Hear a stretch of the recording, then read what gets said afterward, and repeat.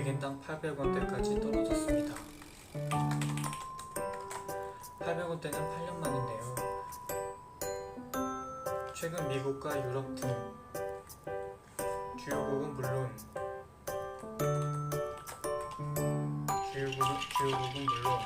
우리나라도 긴축 기조를 이어가고 있지만 일본은 경기 부양을 위해 돈을 푸는 완화 정책을 고수하는 중입니다. 엔화가 이렇게 싸지면서 엔화를 미리 사두려는 사람들도 늘고 있는데요.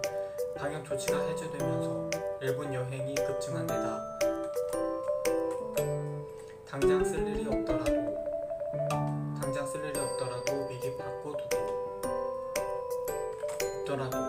미리 바꿔두고 환차익을 기대하는 경우가 많았던 것으로 보입니다.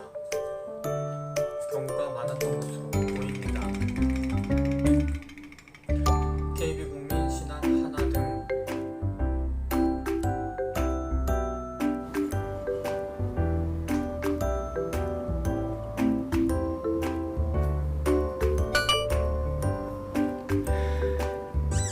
네, 2023년 6월 19일 뉴스 리딩 시작하겠습니다. 엔화 가격이 오늘 장중에 100엔당 800원대까지 떨어졌습니다. 800원대는 8년 만인데요. 최근 미국과 유럽 등 주요국은 물론 우리나라도 긴축 기조를 이어가고 있지만 일본은 경기 부양을 위해 돈을 푸는 완화 정책을 고수하는 중입니다. 엔화가 이렇게 싸지면서 엔화를 미리 사두려는 사람들도 늘고 있는데요. 방역 조치가 해제되면서 일본 여행이 급증한 데다 당장 쓸 일이 없더라도 미리 바꿔두고 환차익을 기대하는 경우가 많았던 것으로 보입니다. KB국민, 신한, 하나 등 5대 시중은행의 5월 신규 연체율 평균이 0.09%로 잠정 집계됐습니다. 이는 지난해 5월 신규 연체율인 0.04%와 비교하면 2배 이상 높은 수준인데요. 신규 연체 증가는 은행 전체 연체율 상승으로 이어지고 있어 5대 시중은행의 5월 말 기준 대출 연체율은 평균 0.33%로 집계됐습니다. 4월 대비 0.02%포인트 상승했을 뿐만 아니라 지난해 같은 달과 비교하면 0.13%포인트 높은 수준입니다. 대통령실은 대입 수학 능력 시험에서 이른바 킬러 문항을 제외하는 것을 사교육 대책의 핵심으로 보고 수험생과 학부모에게 일관된 메시지를 발신할 방침입니다. 이를 원천 배제하더라도 출제 기법을 고도화하고 정성을 기울이면 변별력이 확보된 공정 수능이 가능하다는 게 대통령실 내부의 확고한 인식으로 전해졌습니다. 대통령실 고위 관계자는 19일 연합뉴스와 통화에서 킬러 문항을 풀 수 있어야 좋은 대학에 갈 수 있고 그러려면 학원부터 다녀야 하는 상황은 너무 비정상적이라고 말했습니다. 칼슘 통로 차단제 계열의 혈압약이 안과 질환인 녹내장 위험과 연관이 있다는 연구 결과가 나왔습니다. 영국 무어필드 안과병원의 앤서니 카와자 교수 연구팀이 유럽에서 총 14만 3,240명의 녹내장 환자를 대상으로 진행된 11건의 연구자료를 종합 분석한 결과 전체적으로 칼슘 통로 차단제 처방을 받는 일이 있는 사람은 혈압약을 전혀 사용한 일이 없는 사람보다 녹내장 발생률이 23% 높았고 심장 선택적 칼슘 통로 차단제를 단독으로 사용한 사람은 녹내장 발생률이 96% 높았습니다. 올해 1, 2분기 연속으로 올랐던 전기 요금이 3분기엔 동결됐습니다. 국제에너지 가격이 안정세를 보인 데다 전기 요금이 지난해부터 40% 가까이 상승해 국민 부담을 고려한 조치로 보입니다. 다만 당장 전기요금 인상 행진이 멈췄을 뿐 추가 인상 가능성은 여전히 남아있습니다. 올해 중학교 2학년 학생들이 고교에 진학하는 2025학년도부터 자신이 원하는 과목을 골라 듣는 고교 학점제가 전면 시행됩니다. 또한 초등학교 3학년과 중학교 1학년을 책임교육 학년으로 정해 학습 지원을 강화합니다. 교육부는 이 같은 내용이 담긴 공교육 경쟁력 제고 방안을 발표했습니다. 다만 학생들이 성적이 잘 나오는 과목만 선택할 수 있다는 지적이 있어 공통 과목만 석차 9등급 병기를 유지하고 선택 과목은 석차 등급 병기를 폐지합니다. 연 최고 10%대 금리 효과를 내는 정책 상품인 청년 희망적금 중도 해지자가 70만 명에 육박했습니다. 고물가 고금리의 저축 여력이 줄고 지출 변수가 많은 20, 30대 세대의 급전 수요가 맞물린 것으로 분석되는 가운데 최대 36만 원의 정부 지원금이 만기 시 한꺼번에 지급되는 구조라 매달 쌓이는 이자 효과를 체감하기 어려워 중도 해지율을 높였다는 지적도 나옵니다. 주의력 결핍 과잉 행동 장애, 이른바 ADHD 치료에 쓰이는 각성제를 ADHD 환자가 아닌 사람이 사용할 경우 역효과가 나타날 수 있다는 연구 결과가 나왔습니다. ADHD 치료에 쓰이는 각성제, 암페타민과 메틸페니데이트 등은 중추신경 자극제로 주의력과 행동을 조절하는 뇌의 신경 전달 물질인 도파민과 노르에피네프린을 활성시키는데요. 그러나 이런 치료제들은 머리 좋아지는 약으로 잘못 알려지면서 비의료용과 오남용되고 있습니다. 연구팀은 이 각성제들은 ADHD 환자들을 위한 약이기 때문에 건강한 뇌에는 맞지 않는다고 지적했습니다.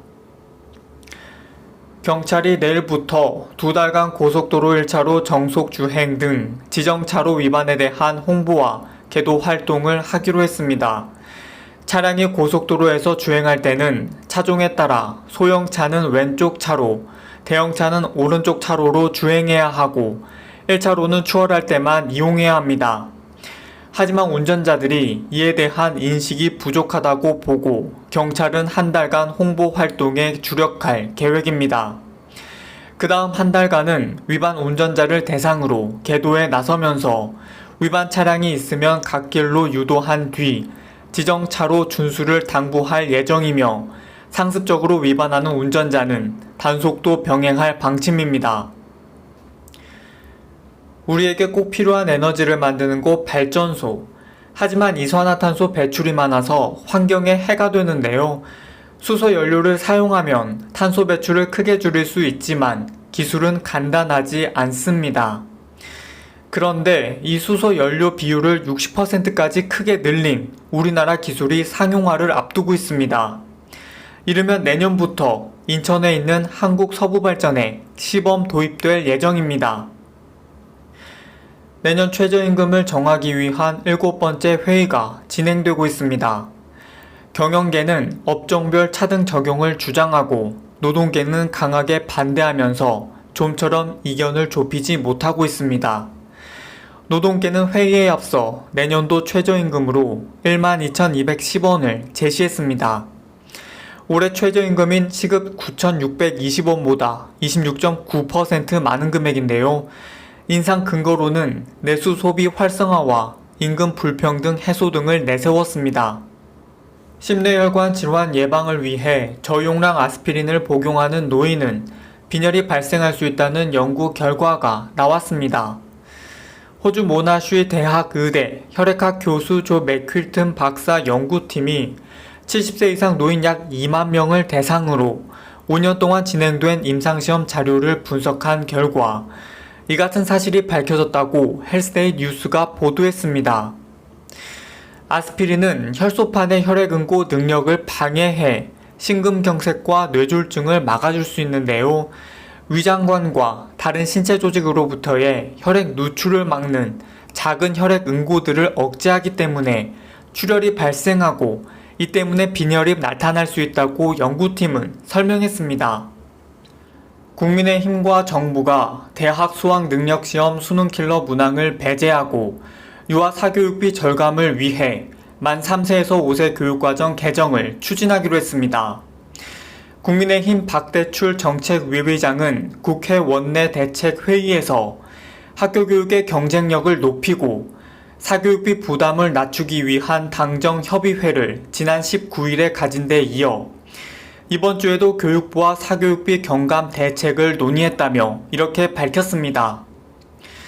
박 의장은 당정은 공정한 수능을 위해 공교육 내 교육과정, 내 출제 원칙을 재확인하면서 킬러 문항은 핀셋 제거하기로 의견을 모았다며 적정 난이도를 확보하기 위해서 출제 기법을 고도화하기로 했다고 밝혔습니다. 천일염 풍귀 현상이 지속되자 해양수산부 조승환 장관이 오늘 아침 직접 천일염 생산지인 전남 신안군을 방문했습니다.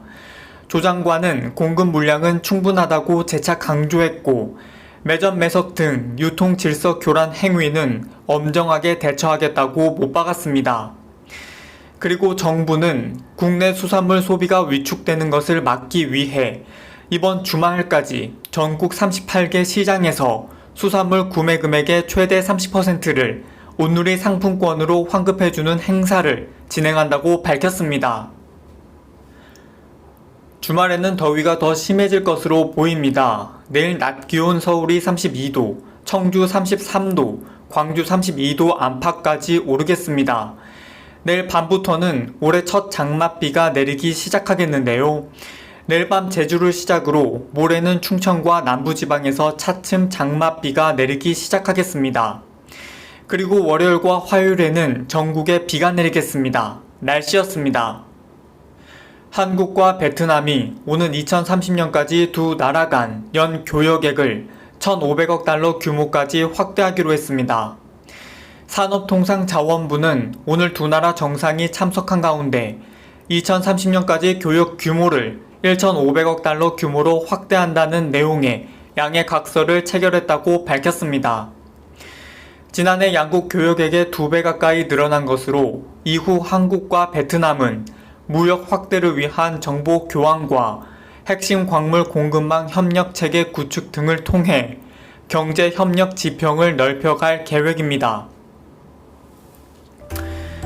네, 2023년 6월 23일 뉴스 리딩 마치겠습니다. 이번 주도 수고 많으셨습니다. 그럼 저는 다음 주에 뵙겠습니다.